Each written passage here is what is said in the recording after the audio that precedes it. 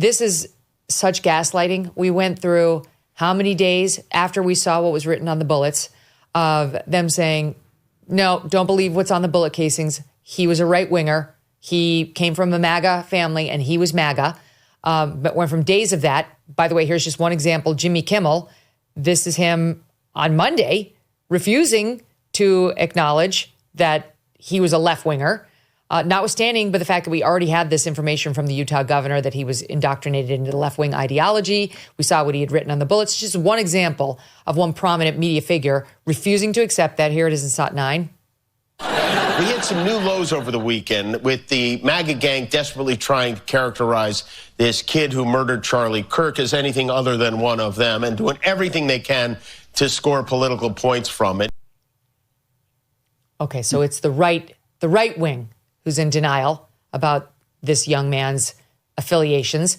By the way, he was not a kid. He was 22 years old. We went through that. Then it was made perfectly clear over the past 2 days that this kid, to use Jimmy's word, has been completely indoctrinated into left-wing ideology. His parents said that. His parents said he had moved farther left politically. He had gotten very into the messaging of the left wing around gay rights and trans ideology. And then we see what was written on the bullet casings. And now the message is shifting from the left to, well, we still might not know his motivation, but really, who cares? Listen to CNN analyst Juliette Kayyem, SOT 11B. I heard the congressman on there saying, oh, we need to tone down the rhetoric. Well, will the rhetoric get toned down? I mean, again, I go back to what was on the bullet from this kid was fascism, and that's only coming from one side currently in this debate, and it's on every placard and every poster around the country. I mean, I don't think we know the meaning of his message. We know his history. Bella Ciao is an anti-fascist thing. It says fascists catch this. Then I'll give you his history. Then I'll give you his history, right? Think about his history. His history, but this is not the. Why are we debating it? This is what I'm that's why I wanted about. to tell you. This was my point, not yours. This was my point, not yours. The point is, who cares? A man was killed, and you have yet to say political violence is bad, period. That's all that people want from the president. That's all. And we're getting the spin up of the you and this and what. Stop counting. Well, stop looking, because you're not going to divine a perfect motive in this case. I think we're looking for it. You're not going to divine it. We generally don't. Okay, that was Friday, but she continued to double down on those sentiments as the days passed by. And then I'll end on this one for now. CNN's Caitlin Collins with Ted Cruz last night when we heard everything. She's heard everything that you and I have heard. And this is what she says to Ted Cruz.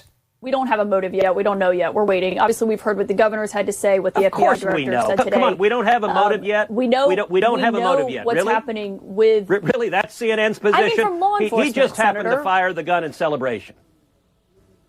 You can't tell the motive. Senator, that's not what I said. And I said law enforcement hasn't laid out a direct motive. They've laid out a lot of evidence here of these messages and what the shooter said to They've said that he was a left-wing activist who hated roommates. Charlie Kirk. Pardon? Senator, with all due respect, you know exactly what I'm saying. I'm not arguing with you politically. I'm saying that law enforcement has not put a specific motive. You know that there's a difference of what they're putting in a legal argument than what you're talking about. And you're not even we're not even arguing about the facts here. What you just said is false, Senator Caitlin. No. Caitlin. Good for Ted Cruz. He was 100% correct, and she was 100% wrong. And there's a reason they won't say what we are being told. I mean, that quote about him drifting over to the left considerably and endorsing gay rights and becoming indoctrinated by trans ideology, that's from his mother. Where do we get that? Law enforcement. But Caitlin Collins will not acknowledge that, nor will any on the left who are out there pretending it's all just a mystery. Maybe we'll never know, Victor. Yeah, I think everybody knows what's going on. They project, and what they're deathly afraid of is that someone might use this tragedy, or this, not a tragedy, this act of evil in the way that they took George Floyd and they rioted for 5 months And when they were done, they pushed through no cash bail, defund the police, BLM, DEI mandates, and they feel that everybody operates in the same mindset that they do. So it's very important that they say there was no political motive here. It was probably a right-wing family. Don't dare do what we did. And of course, the people who have been commemorating his passing never had any desire to do that. They're not rioting, they're not arson, they're not torching courthouses or police precincts. They're not doing any of that. They're not getting free zones in the middle of cities, but they think they'll do that. And the irony about it is this was clear cut. That chat group of 20 or so people, they were from one ideology. The trans lover was one from. Everybody in his family said he had gone hard left. So that was unmistakable. But in the case of George Floyd, there were two things. There was a big debate whether his amphetamines or his prior COVID or his fentanyl use or resisting police had made him more vulnerable to what Officer Chauvin did. And there was a big debate about whether unarmed black men are inordinately shot as suspects. And everybody from Harvard economist Roland Fryer to the Washington Post said, given the encounters with black males between 19 and 40 with the police, and what were the percentage of the encounters versus being shot while unarmed, it was statistically no different than anybody else. And that was the fact. And yet they took that and they fabricated a whole myth that the police are on a rampage killing black males, and therefore we got to get this critical race theory, critical legal theory, all these Soros DA, and they did. They had a revolution for 4 years, and now they're saying to themselves, oh my gosh, that was successful. And now the right could do what we did. So we've got to nip it in the bud and stop all narratives that this was politically motivated and say it's both sides, it's a cycle of violence, and concentrate on ending assault weapons. You know, the irony is I have kind of a 30-06 that I inherited, the same rifle. It's not a Mauser, it's a Springfield, but it's a bolt action 30-06. And when these people talked about banning assault weapons, it's very slow firing, believe me, with a bolt action. And when Jasmine Crockett said, well, left-wing people can't shoot. Anybody that has, I'm a very bad shot, and I've been shooting that rifle since I was 12 years old. You can make that shot with an open peep sight or a buckhorn sight without a scope. It's not a hard shot to do, especially when you're elevated.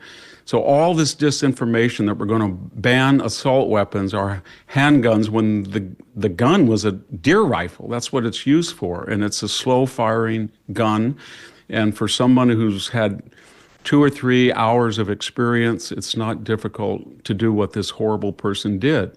So all this, what I'm getting at, Megyn, this is all misinformation because they're projecting and they're terrified that the right would use their methodology. And the final irony is they're not. They never had any intention of rioting, protesting, driving through an agenda by using the death of Charlie Kirk in the way that By they the way, used let me just play Floyd. that Jasmine Crockett soundbite, which we have. Here it is.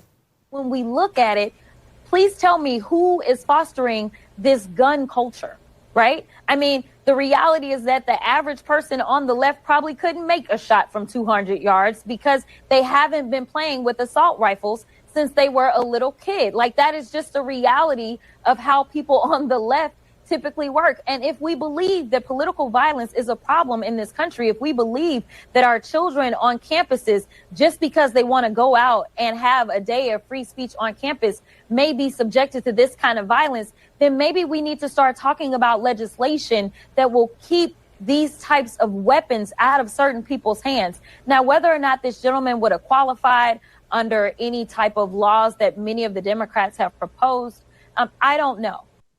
Okay. Yeah, so left wing can't shoot guns because they're not good shooters. I mean, I'm sorry, but didn't we have 20 children shot 3 weeks ago at the Minneapolis school while the children were at the opening mass? That was a left wing crazed lunatic. Seemed pretty decent with the gun, unfortunately.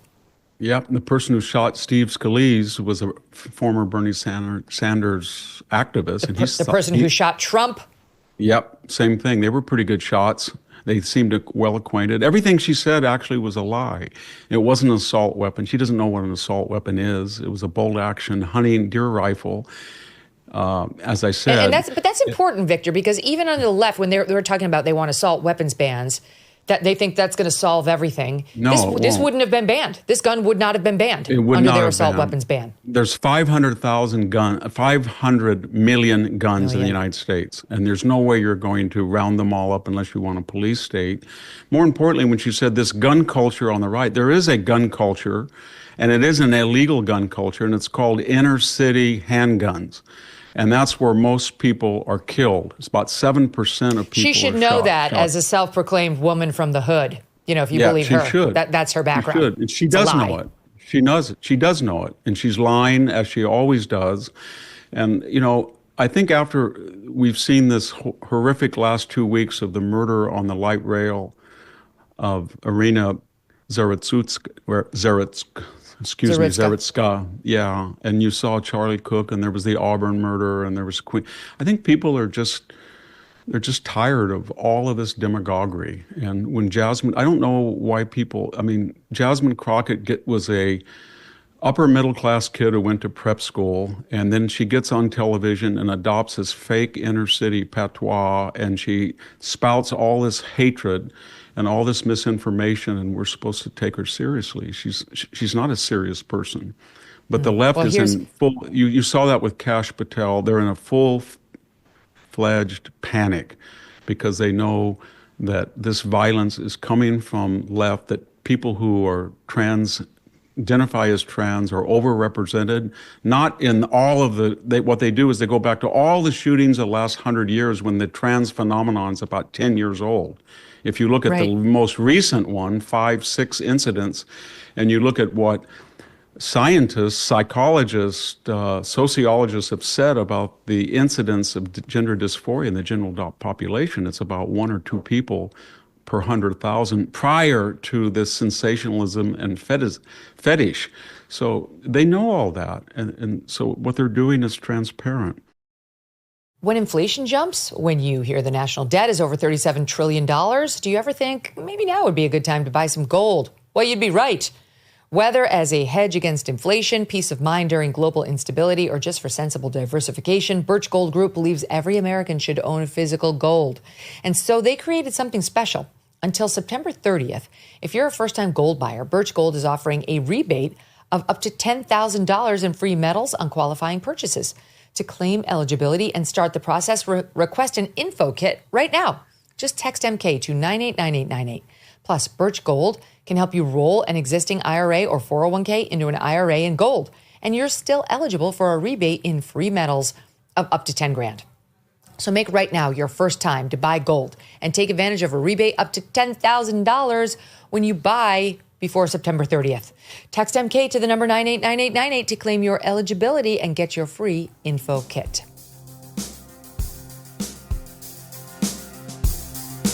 Thanks so much for watching. If you like what you just saw, hit the subscribe button for more clips and full episodes.